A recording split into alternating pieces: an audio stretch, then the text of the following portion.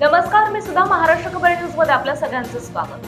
भोर तालुक्यातील नसरापूर येथे बालिकेवर अत्याचार प्रकरणानंतर शनिवारी सायंकाळी मुंबई बेंगलोर महामार्गावर आंदोलन करण्यात आले। आंदोलनामुळे महामार्गावरील वाहतूक 4 तासांपेक्षा जास्त काळासाठी ठप्प झाली होती। पोलिसांनी आंदोलक आणि पीडित बालिकेच्या कुटुंबियांशी चर्चा केली, मात्र काही जण आंदोलन मागे घेण्याच्या स्थितीत नव्हते। आंदोलनामुळे अनेक जण वाहतूक कोंडीत अडकले होते। अखेर पोलिसांनी सौम्य बळाचा वापर केला असे पुणे पोलिसांकडून स्पष्ट करण्यात आले।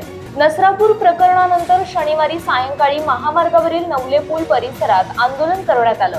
आंदोलकांवर पोलिसांनी लाठीमार केल्याचे व्हिडिओ रविवारी सोशल मीडियावर व्हायरल करण्यात आले। त्यानंतर पुणे पोलिसांकडून याबाबत लेखी स्पष्टीकरणही देण्यात आलं। परिमंडळ 3 चे पोलीस उपायुक्त संभाजी कदम यांनी पोलिसांची बाजू मांडली।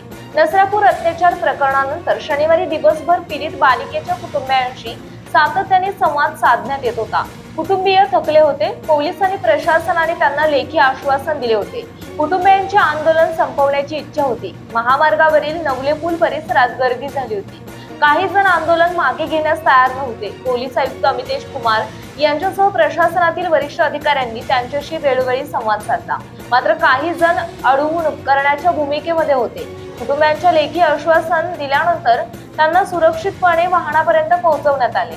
त्यानंतर रुग्णवाहिकेतून बालिकेचा मृतदेह पोलीस बंदोबस्तात अंत्यसंस्कारासाठी शनिवारी रात्री रवाना करण्यात आला।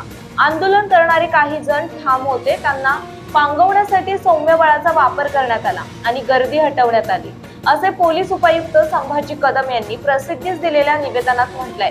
महामार्गावरील नवले पूल परिसर शनिवारी सायंकाळनंतर 4 तासांहून अधिक काळ वाहतुकीसाठी बंद होता। दोन्ही बाजूंनी 15 किलोमीटर पर्यंत वाहनांच्या रांगा लागल्या होत्या।